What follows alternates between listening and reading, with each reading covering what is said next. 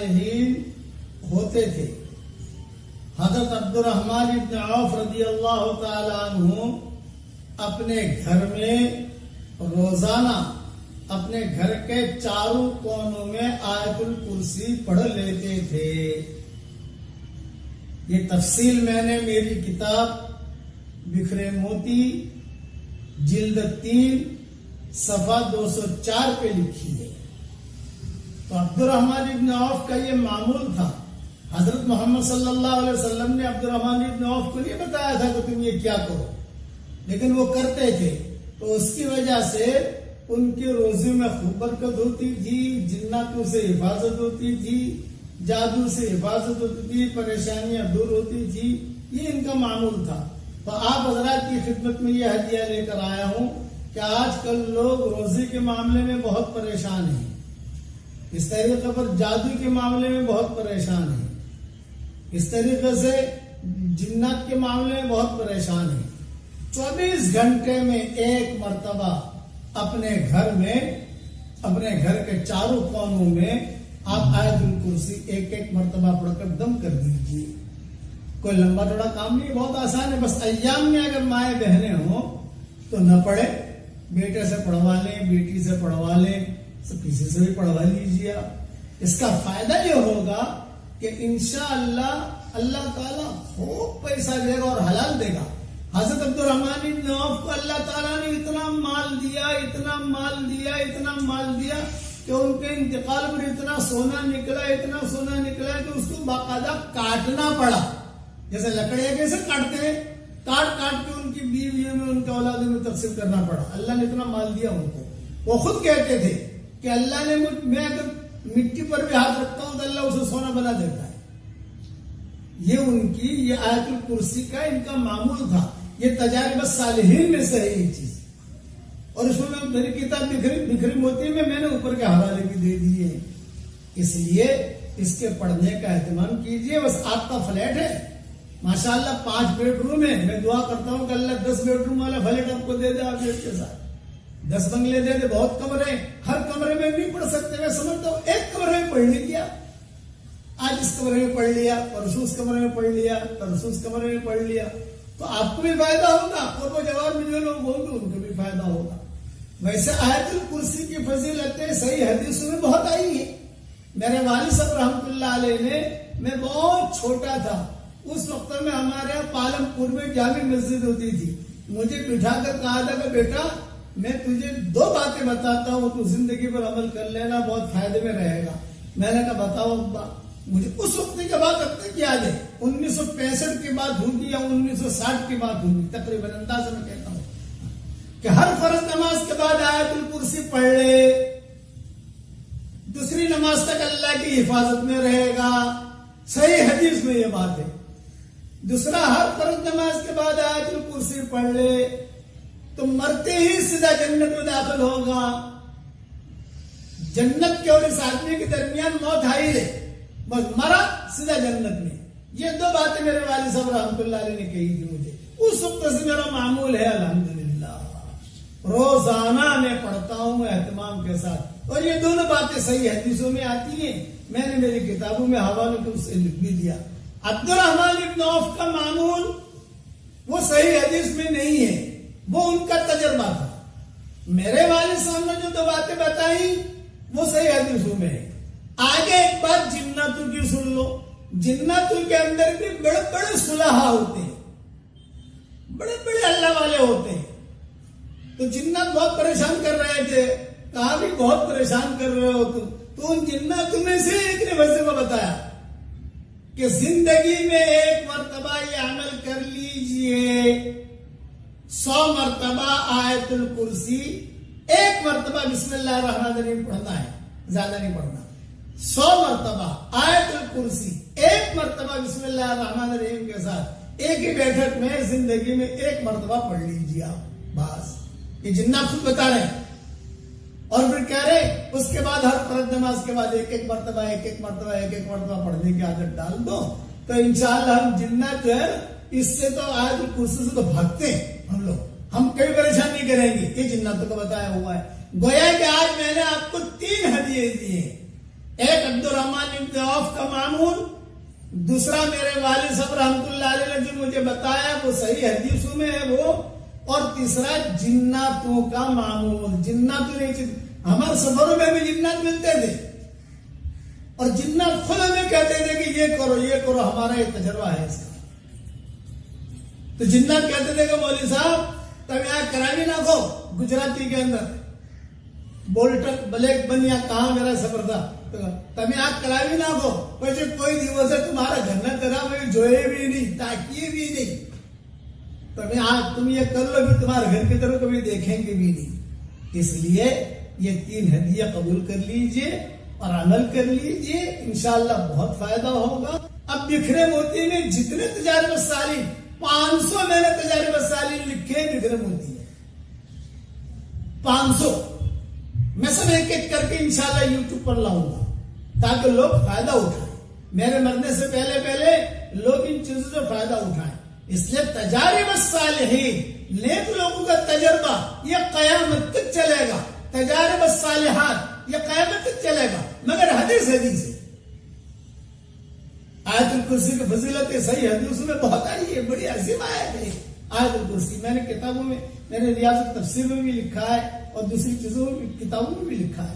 اللہ تعالیٰ سے دعا کرتا ہوں ہر شریر کی شرارت سے، ہر فتین کے فتنے سے، ہر حاسد کے حسد سے، ہر بغض کرنے والے کے بغض کرنے سے، ہر برائی چاہنے والے کی برائی سے، ہر خلل انداز کی خلل اندازی سے، ہر روڑا اٹکانے والے کو روڑا اٹکانے سے اللہ تعالی ہماری قیامت تک کی آنے والی نسلوں کی اللہ حفاظت فرمائے، آمین۔ وآخر دعوانا ان الحمدللہ رب العالمین۔ ایک لڑکا آ کر ان کو دور ہٹا دیتا ہے، تو یہ عبد المطلب تعبیر لینے کے لیے یہودی کے پاس جاتے تھے، کیونکہ یہودی جو تھے وہ یعنی اہل کتاب تھے، ان کا ایک مقام تھا، یہود نصارہ تورات انجیل کے ماہر تھے، اور حضور صلی اللہ علیہ وسلم کا یعنی وہ انتظار میں بھی تھے، تو سب کچھ انہیں پتا تھا کہ یہ نبی آنے والا ہے، نبی آنے والا ہے، نبی آنے والا ہے، نبی آنے والا ہے، پیدا ہونے والا ہے، علم نجوم کے ماہر تھے۔ چنانچہ گئے تو ان کو خاک کی تعبیر بتائی گئی، تمہاری نسل میں ایک لڑکا، ایسا لڑکا پیدا ہوگا جس کا مشرق سے لے کر مغرب تک کے لوگ اتباع کریں گے، اور آسمان اور زمین کے لوگ اس کی حمد و توصیف کریں گے۔ اس خط کی بنا پر عبد المطلب نے آپ کا نام نامی محمد رکھا صلی اللہ علیہ وسلم، اور خط میں بھی دکھایا گیا کہ عبد المطلب پیٹ میں جو بچہ ہے نا آمنہ کے، محمد نام رکھنا۔ حضرت آمنہ کہتی تھی مجھے بھی خواب میں آیا تیرے پیٹ میں جو بچہ ہے اس کا نام محمد رکھنا، محمد رکھنا، محمد رکھنا۔ خدا کی شان، یہ محمد ابھی پیدا بھی نہیں ہوئے ہیں اور اتنے مشہور ہو گئے، جس گھر میں لڑکا پیدا ہوتا ہے یہودی کے ہاں وہ محمد نام رکھتے، جو لڑکا پیدا ہو محمد محمد محمد محمد محمد، اور پھر جو وہ کہتے کہ ہمارے گھر میں محمد ہے، ہمارے گھر میں محمد ہے، محمد ہے۔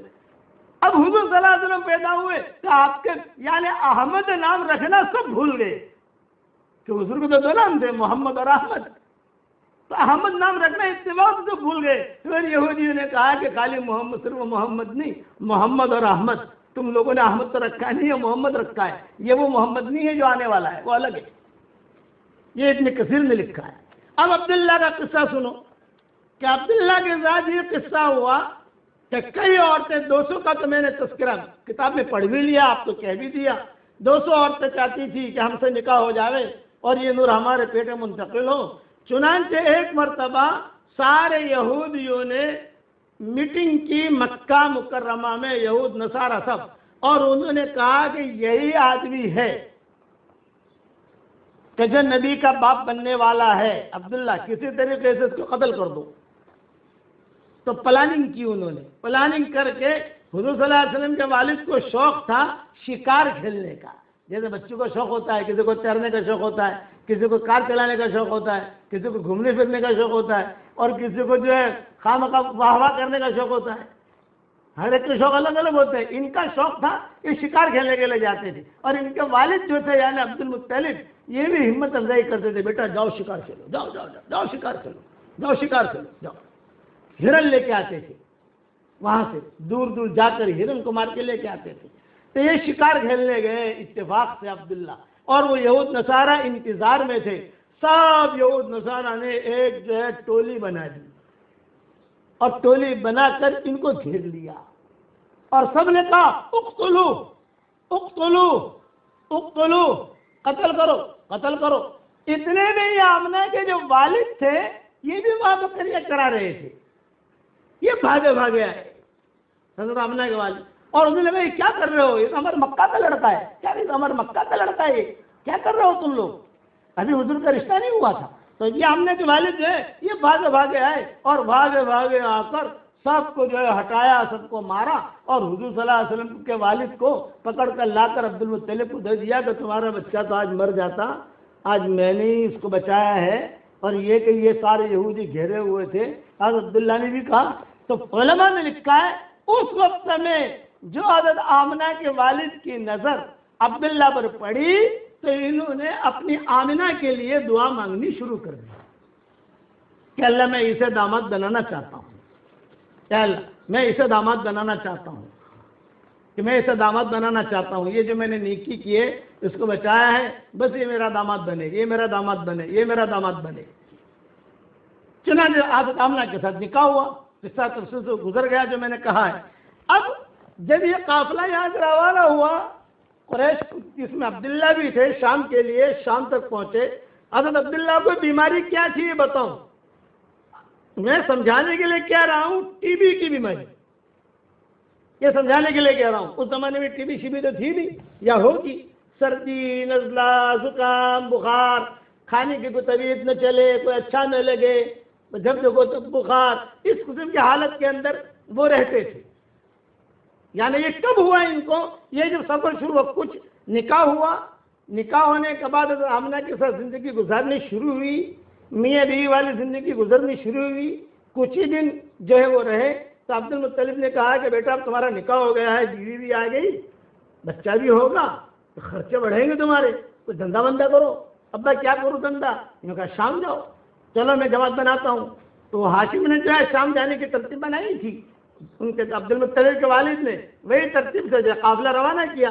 یہ بھی گئے، لیکن اچھا شام پہنچے بھی، یہ نہیں کہ شام نہیں گئے، دھندا بھی کیا. اب دھندے میں نفع ہوا نقصان ہوا وہ بڑی تفصیل ہے اس کی، لیکن یہ کہ واپسی مدینہ منورہ آ کر انہوں نے قیام کر لیا اور سارا قافلہ واپس آیا. عبد المطلب انتظار میں تھے. پوچھا بھئی کہاں ہے عبداللہ، نے کہا وہ تو بیمار ہو گیا. چنانچہ حضرت آمنہ جو تھی یہ بھی انتظار میں تھی، کیا آئے گا آئے گا میرا شوہر، آئے گا میرا شوہر آئے گا. اطلاع ملی کہ نہیں طبیعت بہت خراب ہے ان کی. حارث کو بھیجا عبد المطلب نے. حارث یہ بڑا بیٹا تھا، یہ بھی دیر سے پہنچے، راستے میں ان کا بھی کچھ ساتھ کے ساتھ قصہ ہو گیا حارث کا. وہ گئے تو بھائی کو دیکھنے وہاں، کبھی وہاں جا کر عبداللہ کو دیکھوں، کوئی معاملہ ہو گیا، 10 دن میں پہنچنا ہے، 15 دن میں پہنچے، 20 دن میں پہنچے، دیر ہو گئی. وہاں جب پہنچے، وہاں پہنچ کر لوگوں نے کہا کہ بھئی ہم نے تو جو ہے عبداللہ کو بہت بچانے کی کوشش کی، وہ بچ نہیں سکا، اور نابغہ کے مکان میں ہم نے دفن کر دیا وغیرہ وغیرہ. اب یہ حارث کو یہ ہوا کہ باپ کو جا کر کیا کہوں گا اور بھابھی کو کیا کہوں گا. حضرت آمنہ تو بھابھی ہوئی، یہ کہا بھابھی کو کیا کہوں گا، باپ کو کیا کہوں گا، عبد المطلب کو کیا کہوں گا، مکہ والوں کو کیا کہوں گا.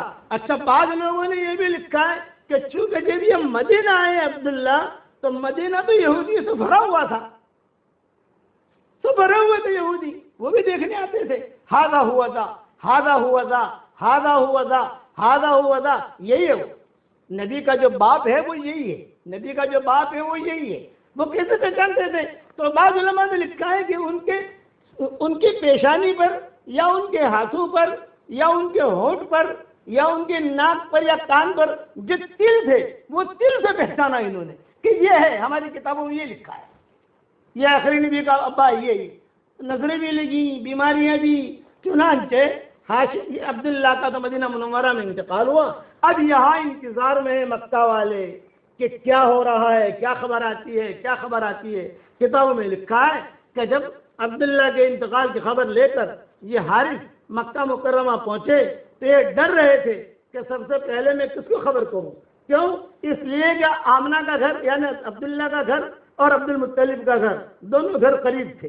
عبد المطلب کو حضرت عبداللہ سے بہت محبت تھی، اپنے پاس ہی رکھتے تھے. جس بچے سے محبت ہوتی ہے اپنے قریب میں ہی رکھتے ہیں اس کو. تو کہا کہ میں آمنہ کے پاس جاؤں یا عبد المطلب کو کہوں. چنانچہ سیدھے باپ کے پاس آئے. اب جب باپ کے پاس آئے تو حضرت آمنہ ہی بھاگی بھاگی آ گئی. قریب قریب میں تو تھا ہی، بھاگی بھاگی آ گئی. بھائی کیا خبر ہے عبداللہ کی، کیا خبر ہے، عبداللہ کہاں ہے، کیسی طبیعت ہے ان کی. اور انہوں نے آہستہ سے کہا اپنے ابا سے کہ ابا بھائی کا تو انتقال ہو گیا ہے. جب آمنہ نے یہ سنا تو ظاہری بات ہے کہ فکر ہوئی. یہ غم ہوتا ہے، فطری چیز ہے. اور حمل بھی تھا. حضور صلی اللہ علیہ وسلم پیٹ میں آ چکے تھے. خواب تو اچھے اچھے آ رہے تھے، لیکن شوہر کا چلے جانا یہ بھی بڑی چیز ہے.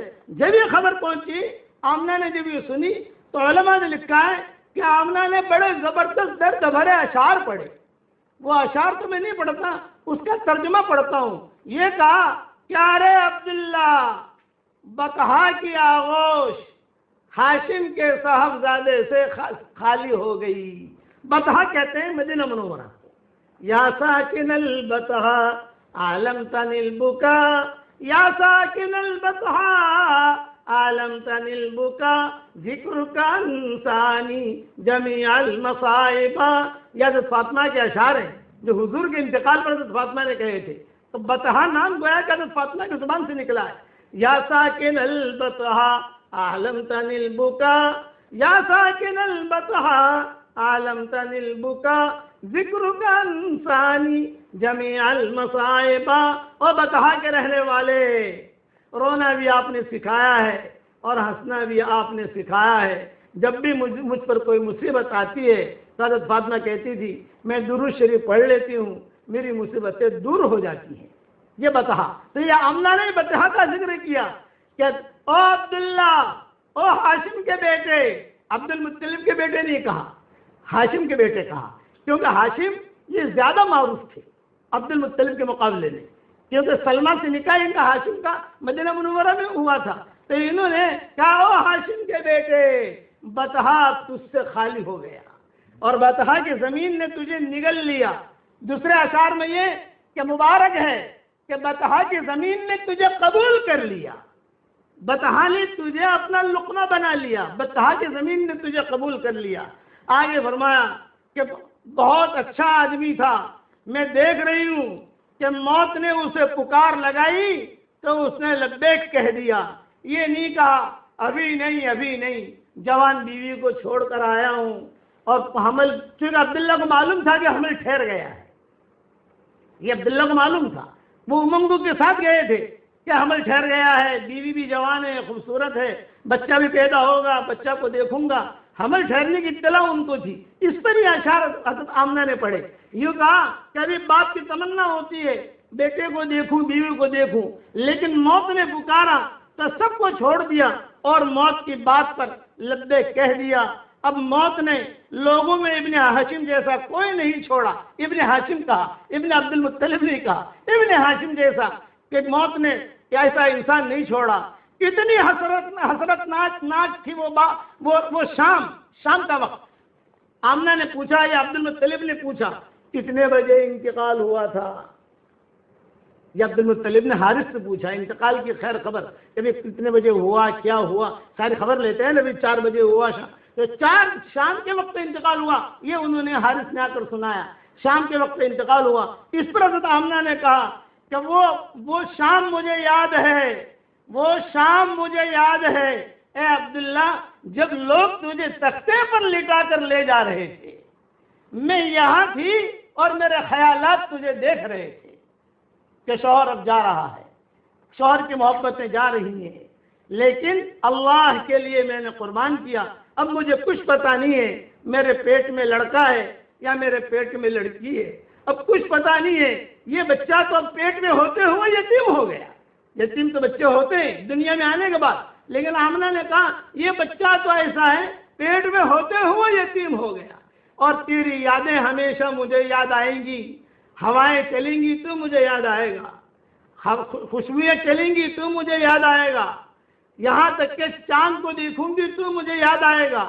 تجھ جیسا رحم دل، تجھ جیسا کریم، تجھ جیسا بااخلاق میں نے اب تک کسی کو نہیں دیکھا ہے، تجھ جیسا، تیرے بدن کی خوشبو اب تک میرے ناکوں میں میرے ناک محسوس کر رہے ہیں۔ روتی رہی، اشعار پڑھتی رہی۔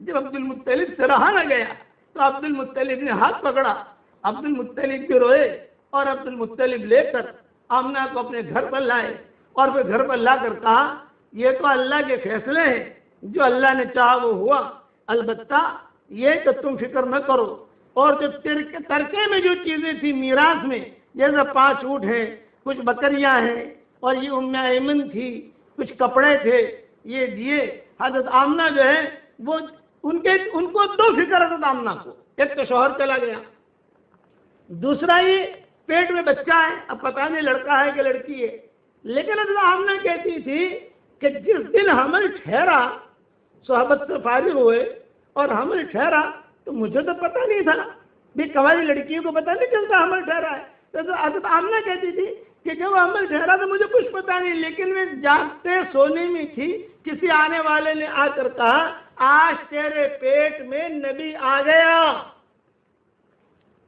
اور زور سے کہا، میں گھبرائی، میں نے کہا کیا میرے پیٹ میں نبی آ گیا ہے، کہنے والا کیا کہہ رہا ہے میرے پیٹ، اور پھر کہا اب جو ہے میں تمہیں ایک بات اور بھی کہتا ہوں، اس کا نام محمد رکھنا اور تم بالکل ٹینشن نہ لینا۔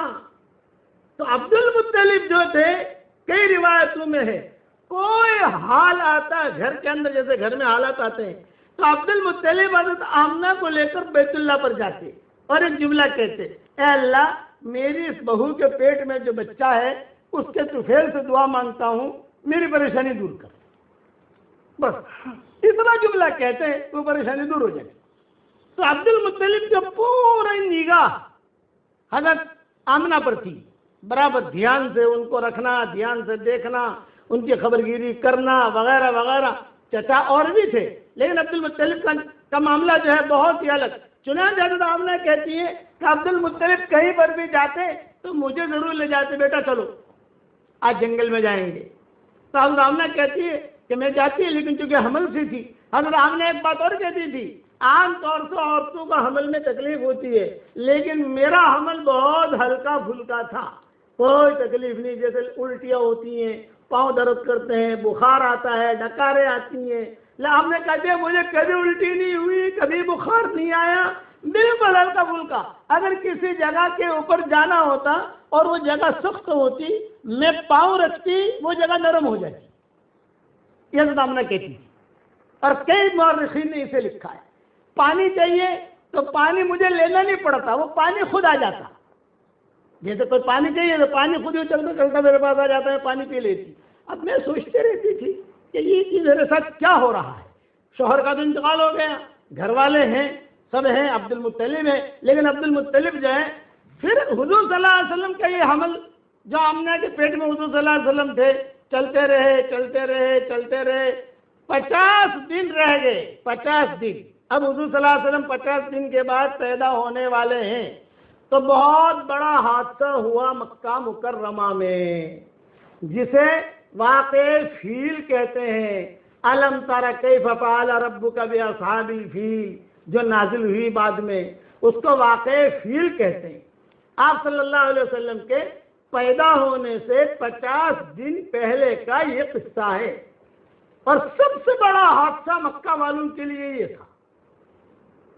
اب اچھا پہلے ایک پوائنٹ کی چیز بتا دوں، علم نشرح، علم تارا، تو جب علم نشرح، علم یہ آیا، علم تارا میں بھی علم یہ آیا۔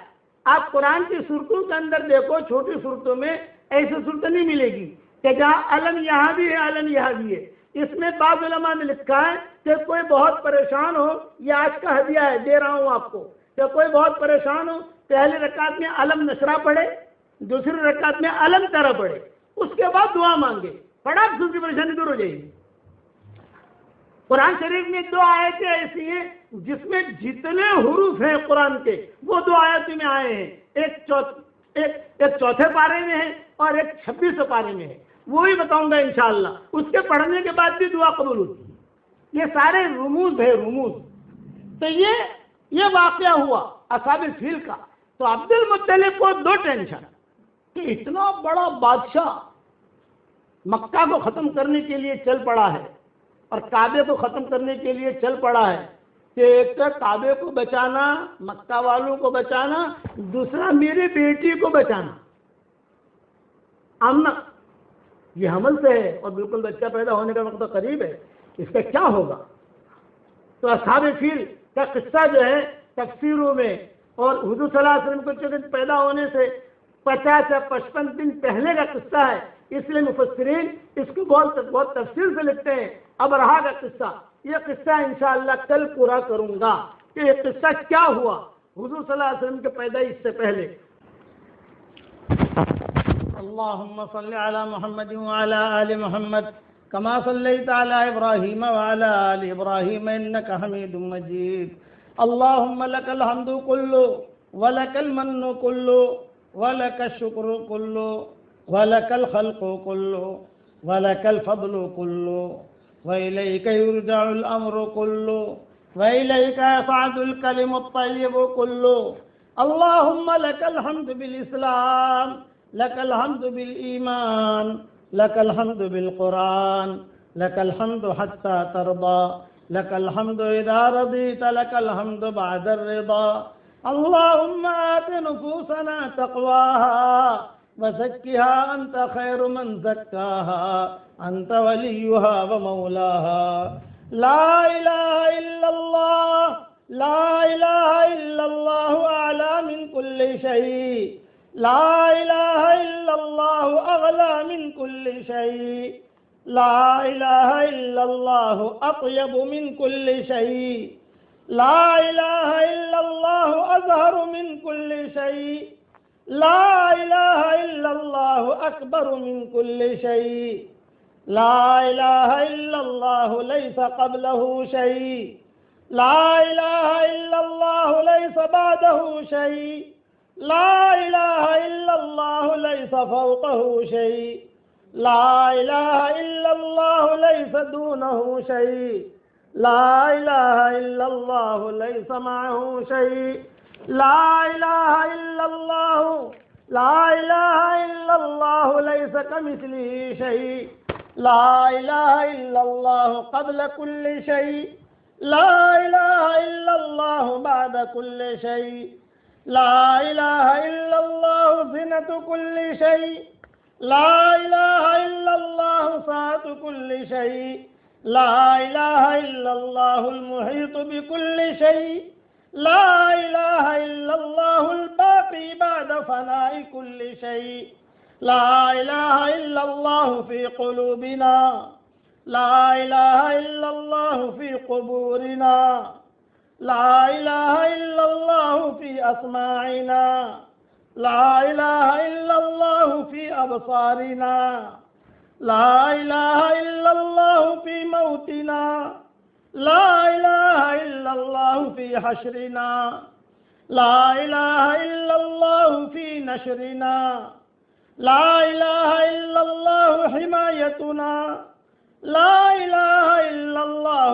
وقايتنا، لا إله إلا الله دواؤنا، لا إله إلا الله شفاؤنا، لا إله إلا الله تفريج لكروبنا، لا إله إلا الله تكفير لذنوبنا، لا إله إلا الله خالق العدم والوجود والزمان، لا إله إلا الله المعبود بالجنان واللسان والأركان، لا إله إلا الله المسبح بحمده كل لسان، لا إله إلا الله الحنان المنان ذو الجلال والإكرام، لا إله إلا الله حقا حقا، لا إله إلا الله إسلاما وتسليما ورقا، لا إله إلا الله يقينا وصدقا، لا إله إلا الله في الأرض والسماوات، لا إله إلا الله في النوم واليقظات، لا إله إلا الله في المحيا والممات، لا إله إلا الله في السحر والسكرات، لا الہ الا اللہ فی العمد والہفوات، لا الہ الا اللہ فی جمیع اللحظات، لا الہ الا اللہ علی سائر الحالات، لا الہ الا اللہ بہا نحیا وبہا نموت وبہا نلقى اللہ عز وجل عدد الشفع والوتر، عدد الشفع والوتر، عدد الشفع والوتر۔ اے اللہ ہمارے گناہوں کو معاف فرما، اے اللہ ہماری خطاؤں سے درگزر فرما، اے اللہ موت کے بعد کی ہلاکتوں سے ہم سب کی پوری پوری حفاظت فرما، اے اللہ اس امت کو باطل کے نرغوں سے نجات دے دے، اے اللہ ہم ایمان کی دعوت دیتے رہے، ایمان کے کلمے پڑھتے رہے، ایمان کو سنتے بھی رہے، مگر ہمارا ایمان کیسا ہے وہ تو تو ہی جانتا ہے۔